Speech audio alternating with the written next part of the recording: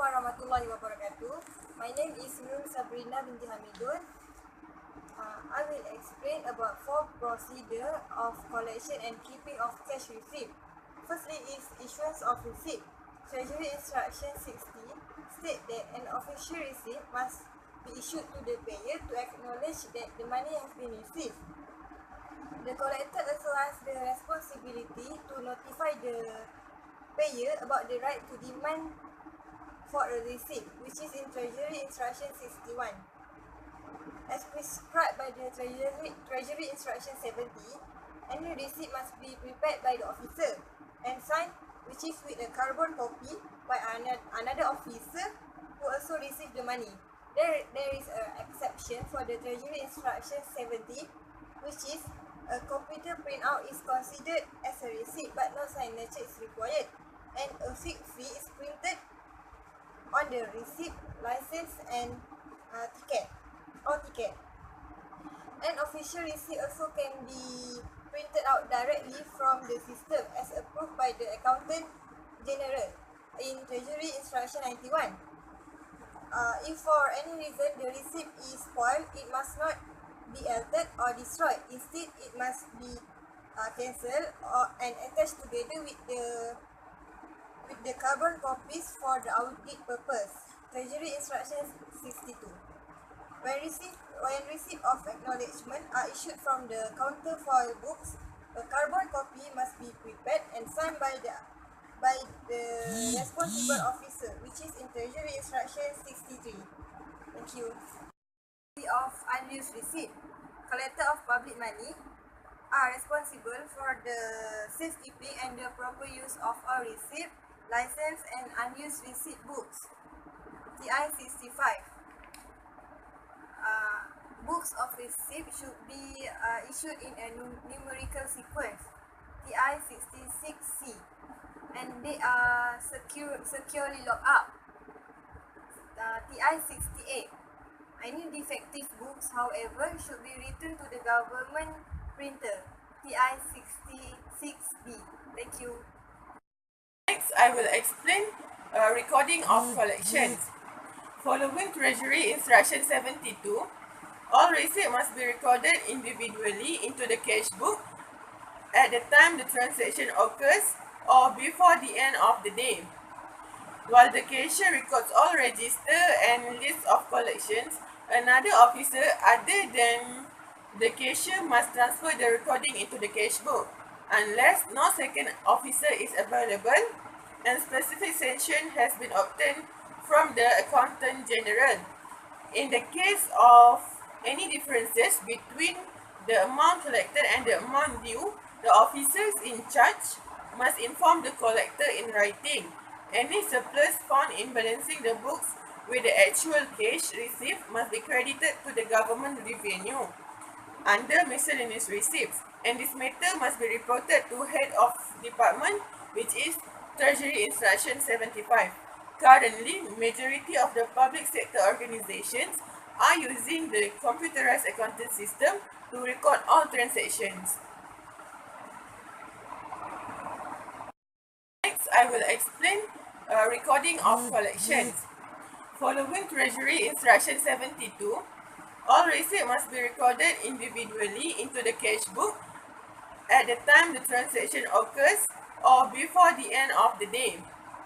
While the cashier records all register and list of collections, another officer other than the cashier must transfer the recording into the cash book unless no second officer is available and specific sanction has been obtained from the Accountant General.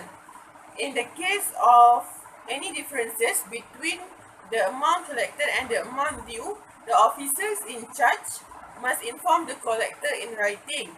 Any surplus found in balancing the books with the actual cash received must be credited to the government revenue under miscellaneous receipts, and this matter must be reported to head of department, which is Treasury Instruction 75.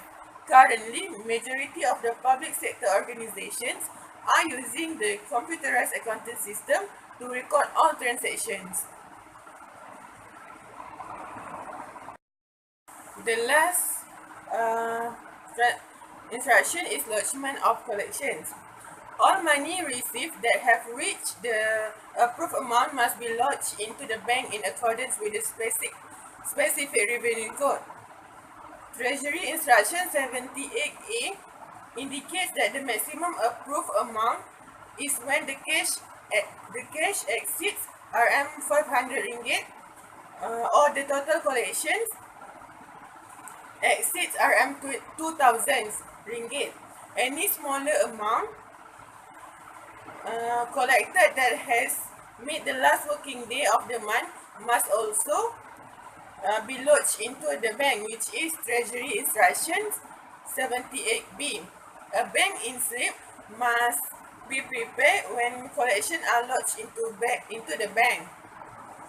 That is Treasury Instructions 79A, and it is to be forwarded to the appropriate treasury at the end of each month or shorter intervals as prescribed by the Accountant General. The total lodgement for the day will be recorded in the cash book on the day of the lodgement. Every amount paid or bank-in slip forwarded to the treasury must be accompanied by the collector statement and acknowledged by an official receipt. Treasury Instruction 79F states that in the case of no collection made in any specific accounting period, a nil statement shall then be submitted.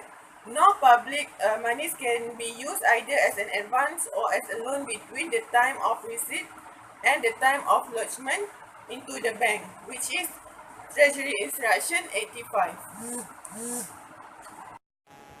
Okay, we proceed to accounting for payment. In Treasury Instruction number 92 to 110, govern the payment system of government agency, which includes how and when to record a payment as well as the monitoring and controlling of the allocated fund. Recording a loan payment which contains both interest and principal payment will involve a debit to interest. Interest expense, a debit to loan payable and a credit to cash. The credit balance in your liability account loan payable should agree with the principal balance on your lender's record. Payment is the outflow of money, include payment of accruing fixed asset, payment for supplies and services, and payment on movement. In Treasury Instruction 54, controlling officer is expected to control the expenditure provided for the head of estimates under his control. Payment for purchase to the services and also the supplies. Procedure begin when authorized officer from purchasing department prepare a local order to the supplier. Document of delivery and invoice submitted to finance department for payment, and the method of this payment by using either cash, check, petty cash, or etc. So we proceed to the procedure accounting for payment of purchase. There are 4 procedures that need to be followed. First, follow the Treasury Instruction 93, precaution before payment of bill, in the condition that respective accounting officer need to give focus.